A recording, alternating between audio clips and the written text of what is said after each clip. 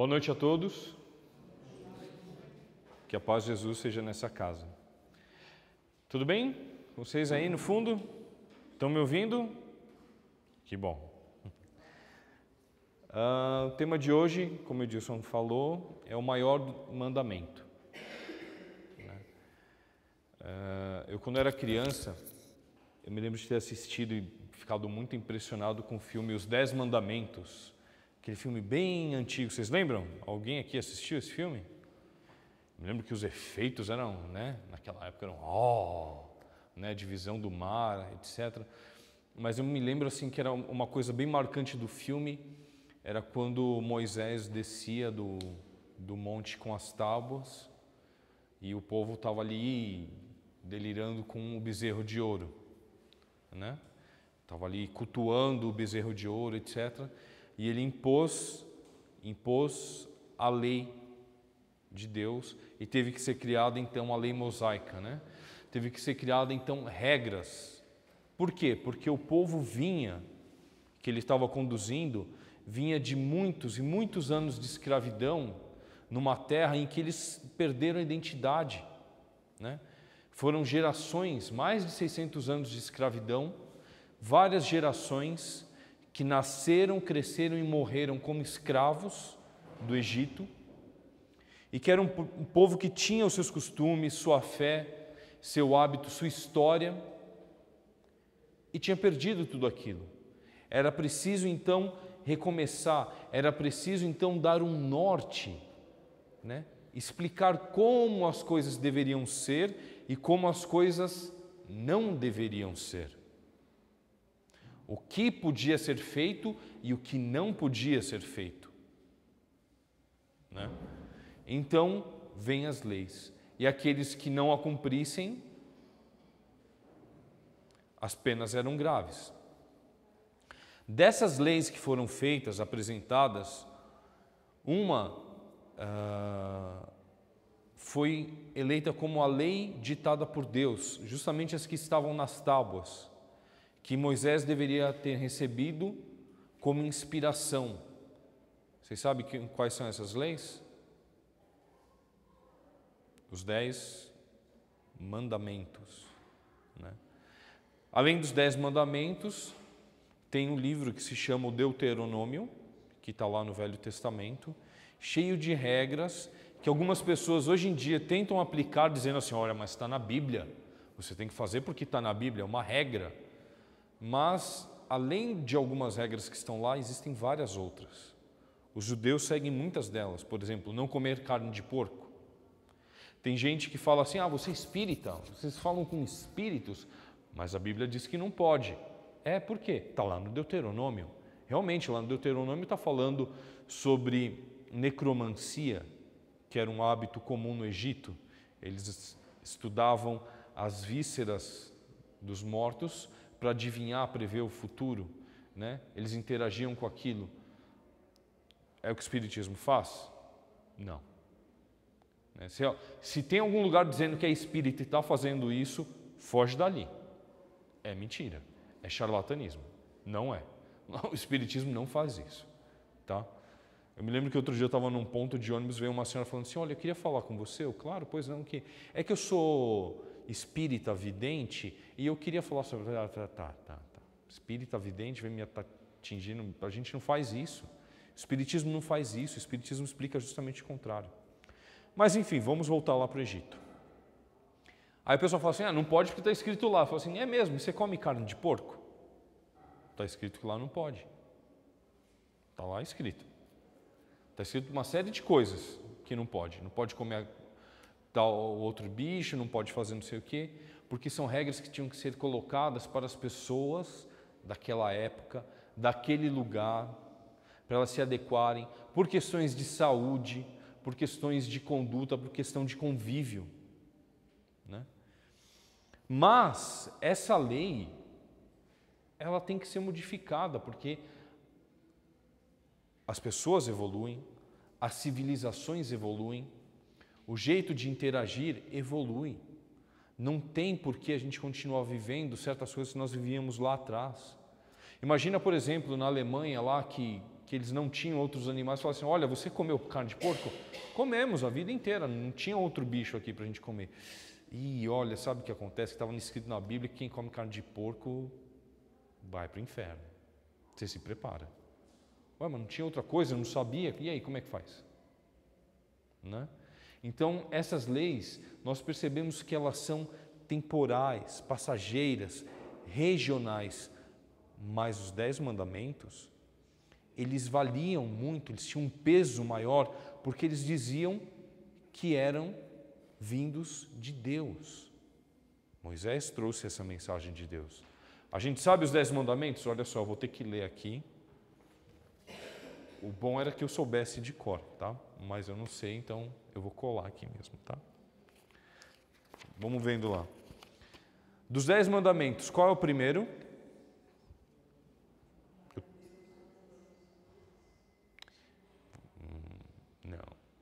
O primeiro é, eu sou o Senhor teu Deus, que te tirei da terra do Egito, da casa de servidão.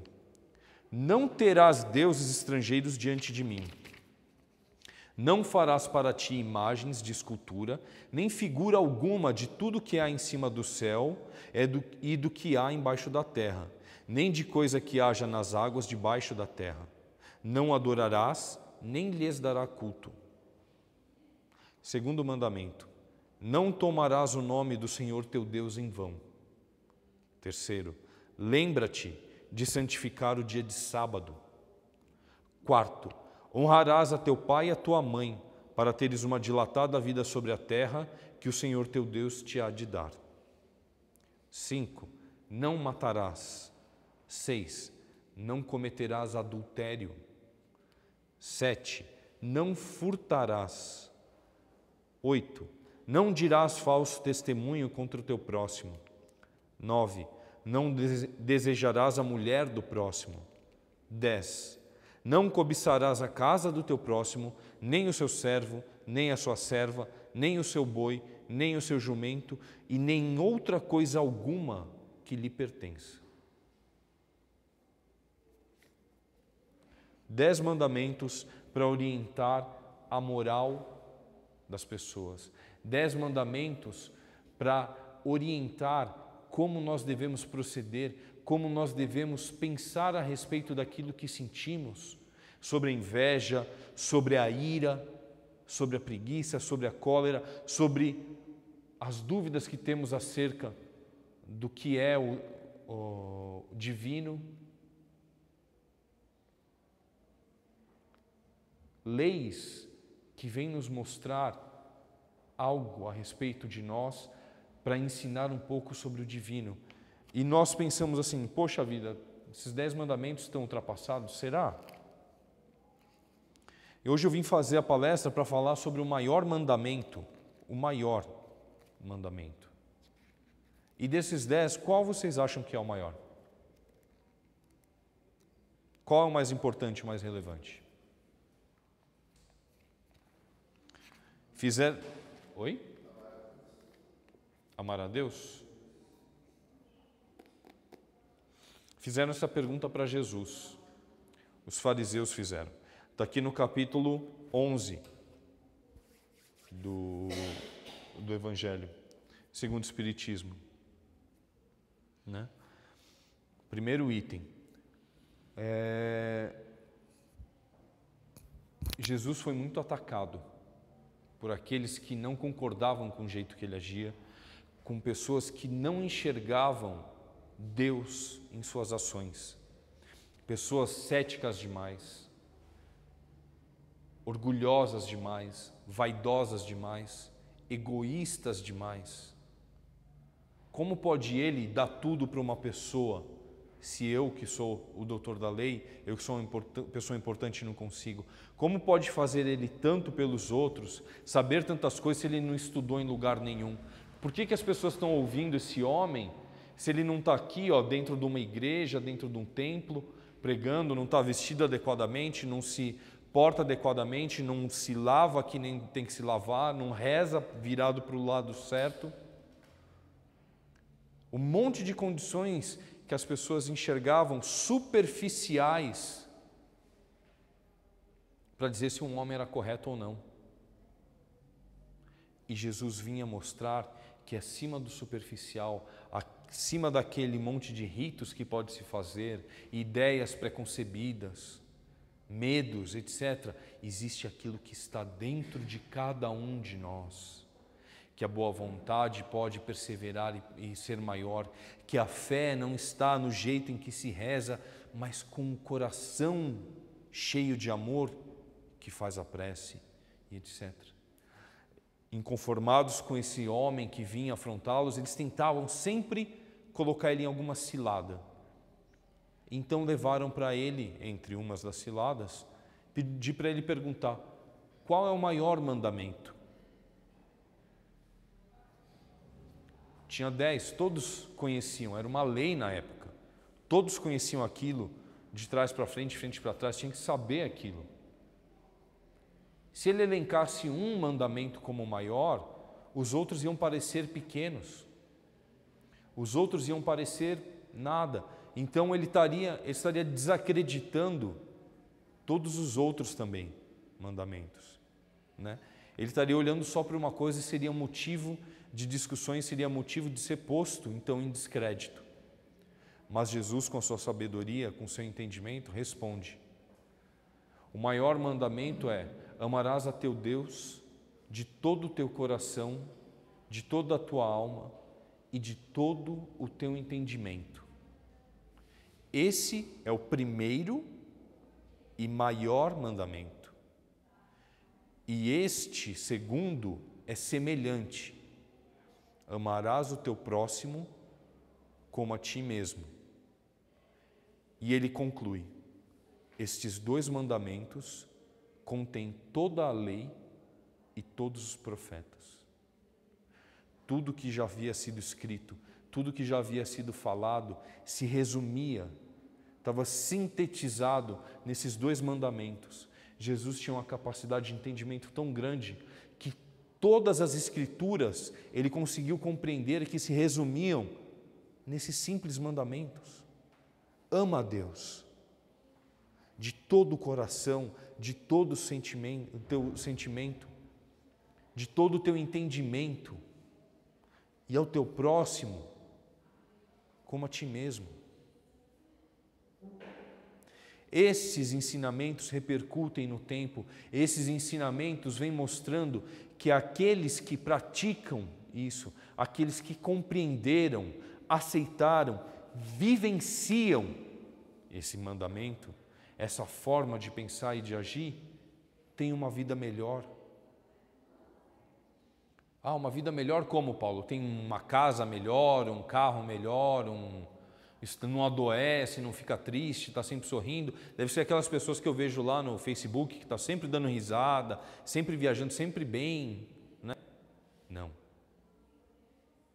Não é o bem de se exibir, não é o bem de se gabar, não é o bem material, não é uma paz constante.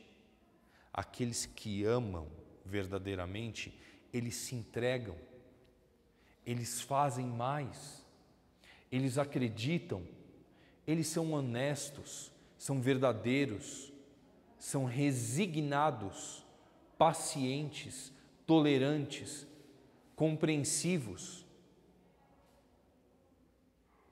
O amor tudo espera, tudo aceita, não é isso?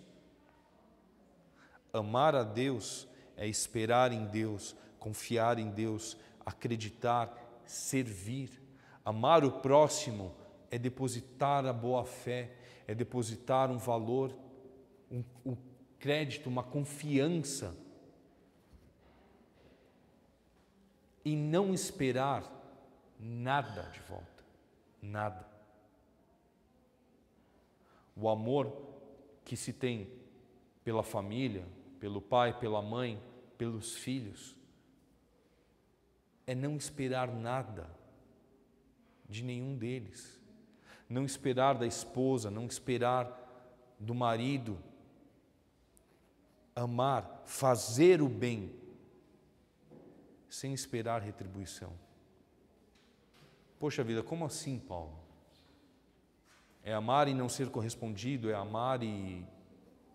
É.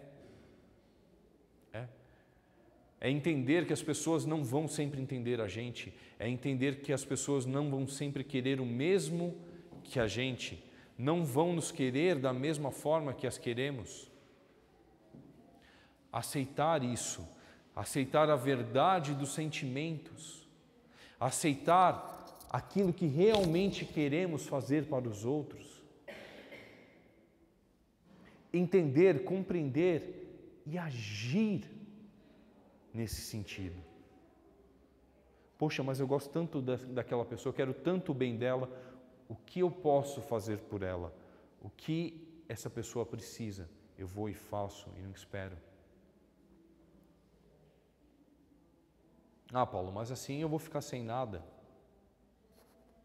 A gente disse na vida que tudo que a gente quer é o amor. E a gente procura o amor em um monte de lugar.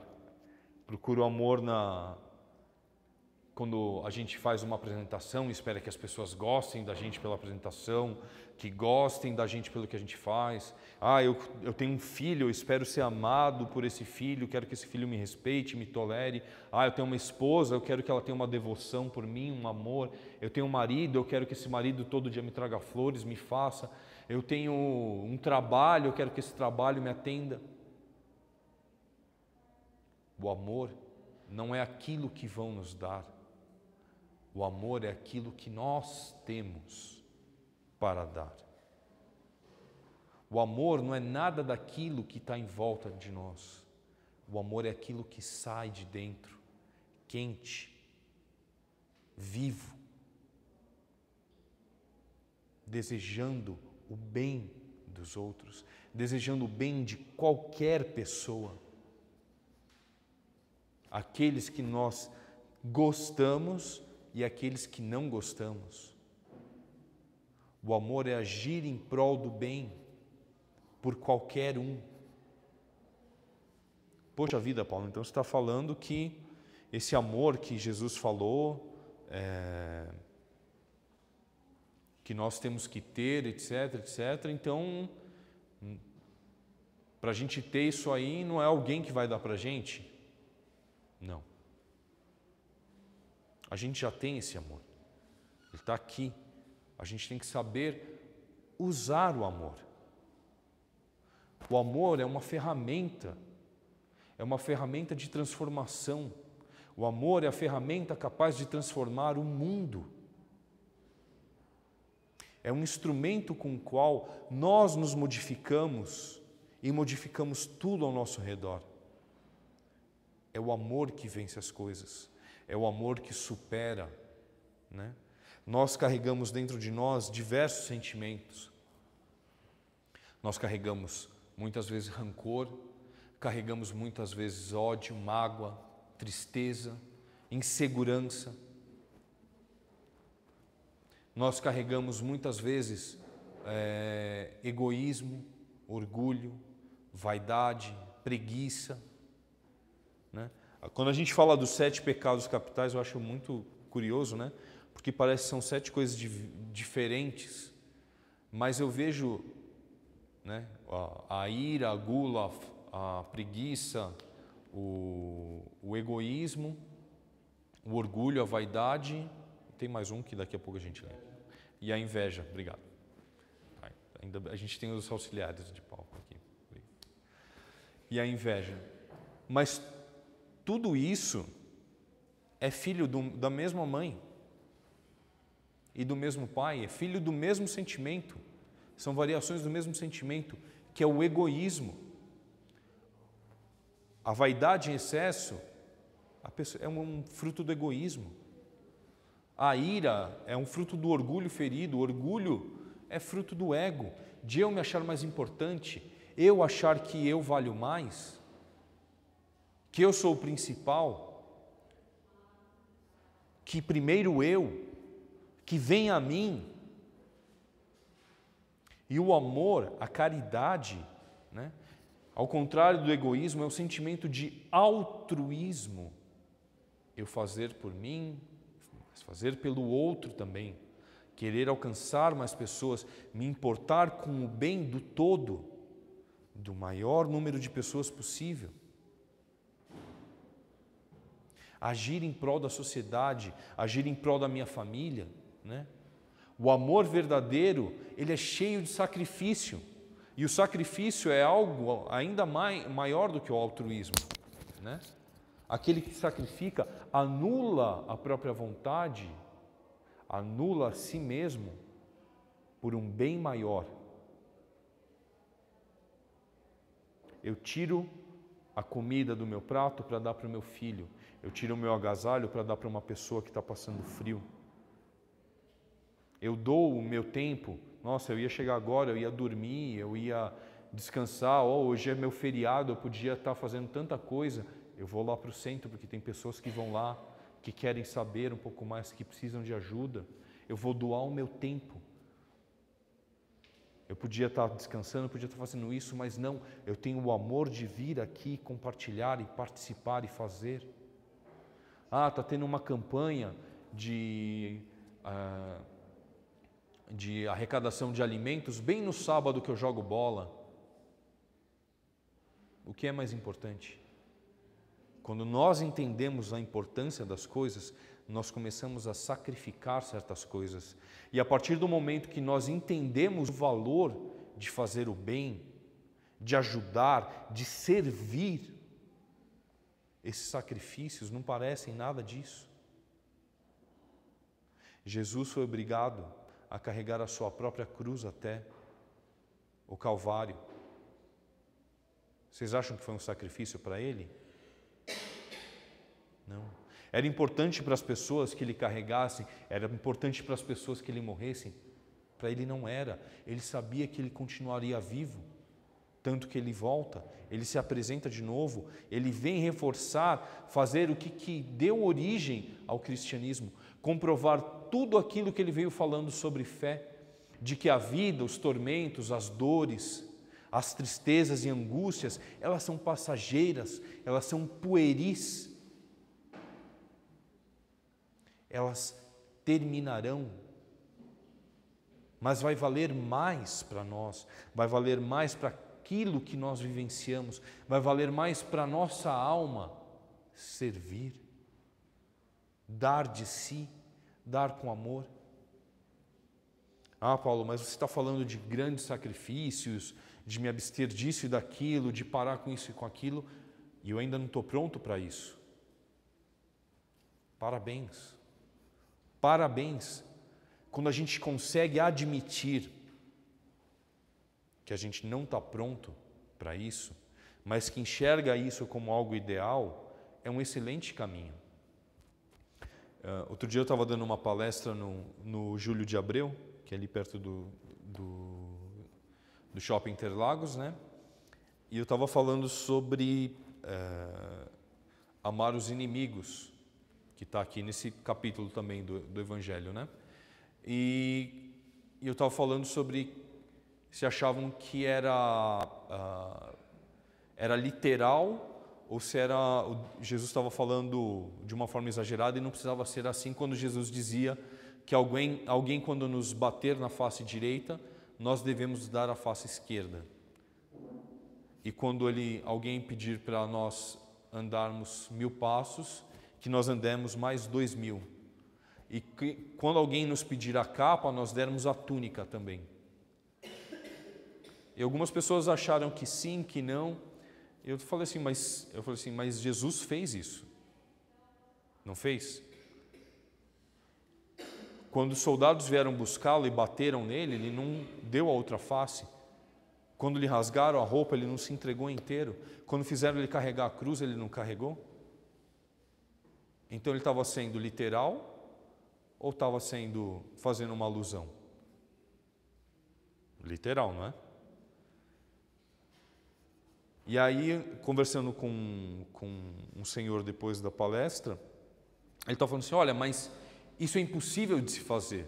Eu falei, é impossível quando a gente não sabe de ninguém que fez. Mas pessoas fizeram isso.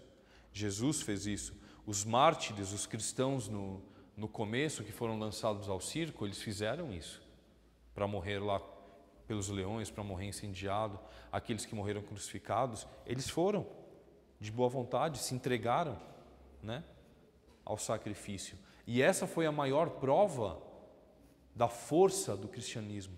A fé na vida futura, a fé de que a morte do corpo físico não encerra aquilo que nós entendemos por vida.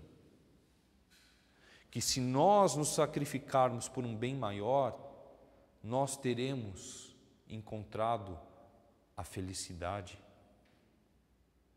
Se nós tivermos uma fé tão grande em Deus, tão grande no bem, tão grande nas causas que valem, perder a vida é pouco perto do bem maior a que se alcança.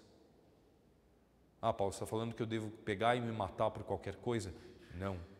Eu estou dizendo que nós devemos sacrificar justamente esses nossos hábitos que temos, que são ruins, que prejudicam a nós mesmos, que prejudicam aqueles que estão à nossa volta. Essa ira, esse egoísmo, essa inveja, essa vaidade, nós devemos sacrificar essas coisas. Devemos sacrificar principalmente o nosso egoísmo. Doar mais de nós mesmos. Ah, Paulo, mas eu já faço tanto. Olha o mundo em volta.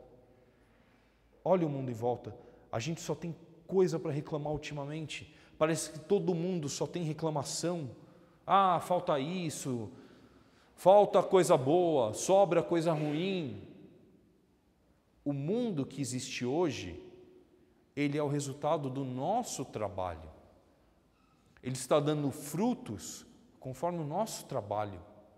Se nós queremos mais desse mundo, nós temos que dar mais de nós mesmos, doar mais da nossa inteligência, doar mais da nossa boa vontade, ajudar mais as pessoas.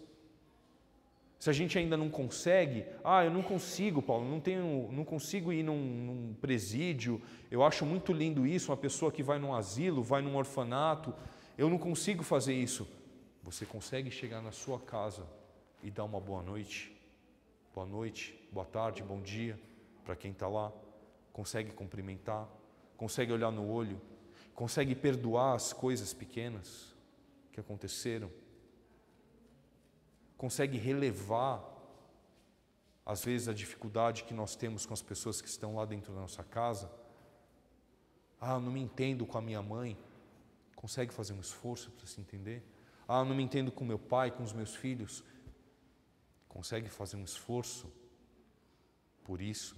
Consegue sacrificar algo dentro de si que faz com que você brigue tanto com aquilo? Consegue se afastar um pouco e olhar numa outra ótica? O que está acontecendo? Se eu visse alguém fazendo o que eu estou fazendo, que não está dando certo na vida, que conselho eu daria para essa pessoa? Que conselho bom eu posso me dar para tornar melhor a minha vida?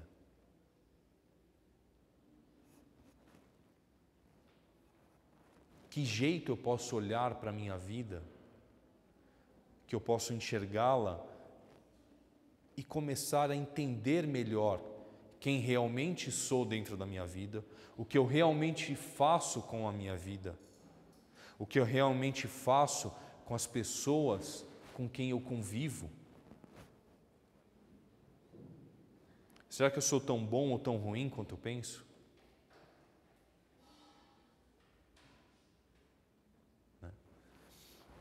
O amor, ele requer conhecimento, principalmente autoconhecimento. Eu me conhecer para então eu perceber que o mundo está cheio das coisas que eu sou, que eu faço. Nós temos muito em comum com todas as pessoas que estão aqui, não é? Nós temos em comum com as pessoas que estão sentadas aqui nessa cadeira, que estão trabalhando nesse centro hoje, com as pessoas que estão convivendo conosco em casa, com as pessoas com quem trabalhamos. Por que estaríamos lá? Eu não tenho nada a ver com aquilo.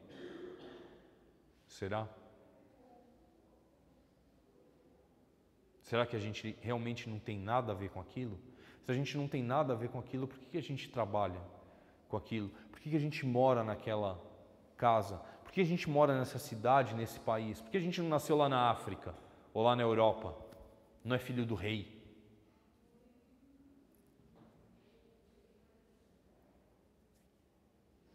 Já pensaram nisso?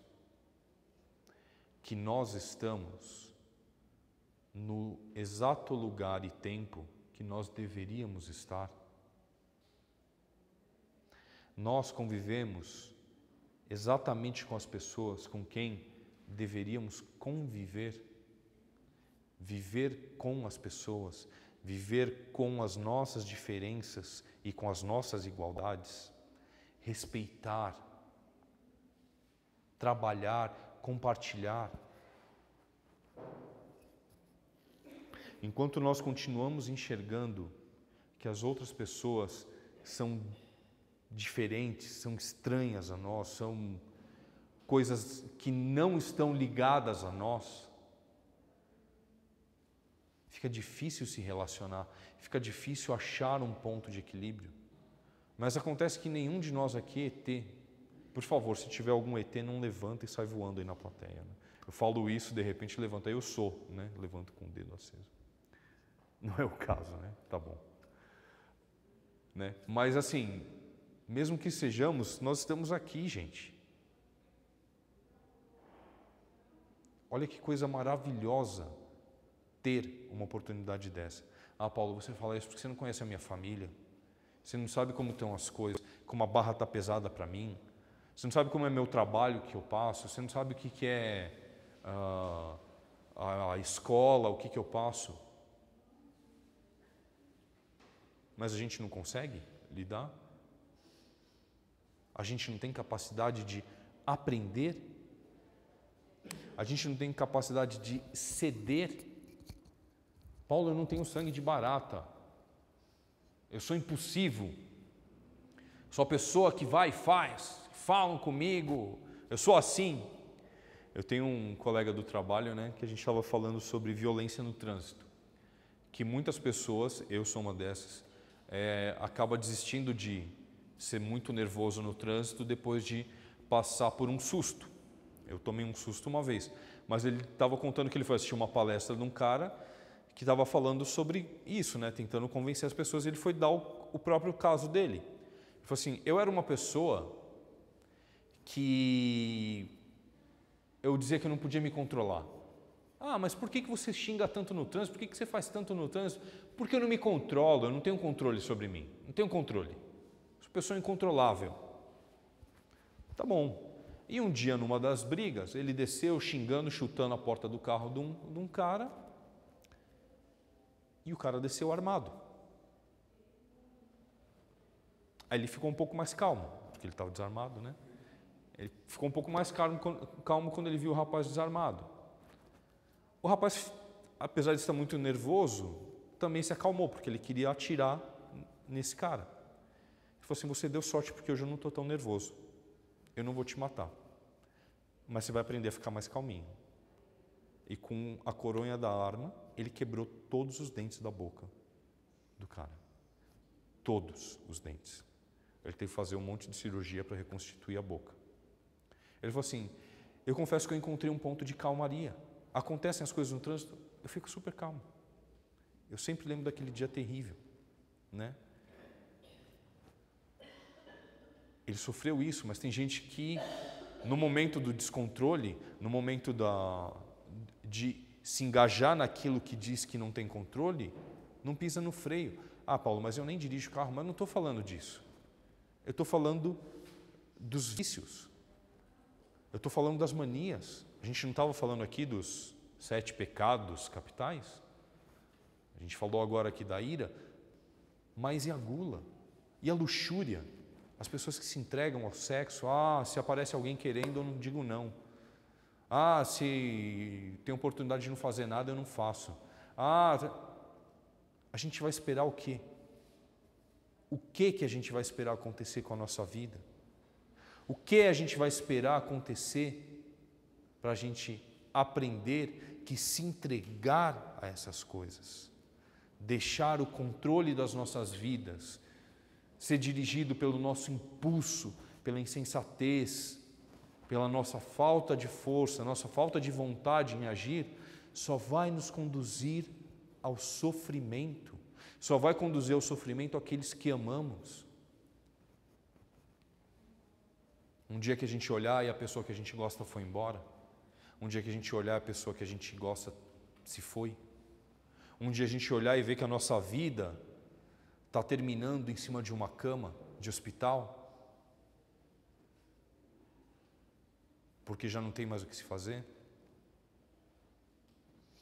Ter amor é ter autoconhecimento. Saber que nós não temos controle sobre certas coisas nos mostra que nós não devemos nos render a isso, mas buscar ajuda para superar isso. Buscar forças, buscar apoio. Olhar diante do espelho e dizer: eu não consigo. Olhar para o alto, em prece para Jesus e dizer: me ajuda, mestre, com a minha pouca fé. Tem uma história bonita que Jesus estava andando e um homem veio procurá-lo porque o filho era doente e nem os discípulos de Jesus conseguiram curar o menino. E ele pergunta para Jesus: por que, Jesus, a gente não conseguiu curá-lo? E Jesus responde: vocês não conseguiram curá-lo por causa da sua pouca fé. O homem que ali naquele momento, tudo o que mais queria era ver o filho curado, e tinha diante de si aquele homem que ele acreditava que podia ajudar nisso, com toda a humildade que teve, de saber que Jesus estava sendo verdadeiro, ele não tinha tanta fé para curar o próprio filho. O que ele faz? Ele diz para Jesus: me ajuda, mestre, com a minha pouca fé. Me ajuda, mestre. E o mestre, é claro, ajuda. Ele intercede em nome do Pai. Ele intercede em nome de Deus nas nossas vidas para nos ajudar com aquilo que ainda não conseguimos. Nós não estamos sós nesse mundo. Nós estamos acompanhados por um anjo da guarda que nos auxilia, nos acompanha, nos mostra e inspira sempre pensamentos bons. Naquela hora de dificuldade, naquela hora de fraqueza, naquela hora em que o amor nosso está pouco ou nenhum, dizendo: não desista, não perca a cabeça, não perca o controle, não se entregue, não se abandone, permaneça aqui, ergue-te, anda, faz mais pela tua vida, faz mais pela vida daqueles que ama, faz mais por esse mundo que quer ver bem. Nós não vamos ter nada de fora que nós não tenhamos dentro. Eu não vou ter amor nenhum de ninguém se eu não me amar, se eu não me cuidar, se eu não zelar pela minha vida, se eu não zelar por aquilo que é bom, que eu prezo. Sejamos nós zeladores da nossa vida. Sejamos nós aqueles que vão transformar esse mundo num lugar melhor através do amor. Que seja sempre esse mandamento maior, que esteja na cabeceira das nossas mesas, que esteja aonde possamos olhar e lembrar que é importante amar a Deus acima de todas as coisas e ao próximo como a nós mesmos, e que possamos olhar e enxergar em cada pessoa um irmão, possamos enxergar a nós mesmos em necessidade, em desconforto, em descontrole, e ter calma, paciência e principalmente amor, para sempre interceder com aqueles que queremos, com aqueles que às vezes não queremos tão bem, mas que são nossos irmãos e que precisam sim do nosso auxílio. Como nós não somos queridos por muitas pessoas e vivemos também da caridade deles, não é? Cazuza tem a música lá que ele dizia: dias sim, dias não, eu vou sobrevivendo sem um arranhão da caridade de quem me detesta. É reconhecer que sim, às vezes há pessoas que nós não gostamos, tem muitas pessoas que não gostam de nós, e que a caridade delas permite que possamos viver ilesos. Olha que coisa boa. Vamos ter mais caridade, mais amor pelas pessoas, mais amor por nós mesmos. Vamos fazer mais por esse mundo, meus irmãos. Vamos fazer mais. Quanto mais fizermos, mais e melhor teremos. Vamos nos instruir e trabalhar e agir sempre em prol do bem, em prol do amor, que esse mundo tanto precisa, tanto requer. Essa era a mensagem que eu tinha para hoje. Podemos começar essa atitude nova? Podemos começar essa mudança na nossa vida, de transformar as coisas em algo melhor? Sim? Começa hoje à noite então. Começa agora nas nossas vidas. Meus irmãos, meus queridos, o tempo da palestra acabou. Se alguém tiver alguma dúvida, quiser falar alguma coisa, eu estou à disposição lá embaixo. Se alguém quiser assistir alguma palestra minha, entra no YouTube lá, procura Paulo Bonfim Palestras, tem algumas coisas lá que eu publico de vez em quando. Tá ok? Uma excelente noite, um excelente feriado. Parabéns por vocês estarem aqui, sacrificando muitas coisas por um bem maior que é o amor que a gente tem aqui. Tá ok? Fiquem com Deus.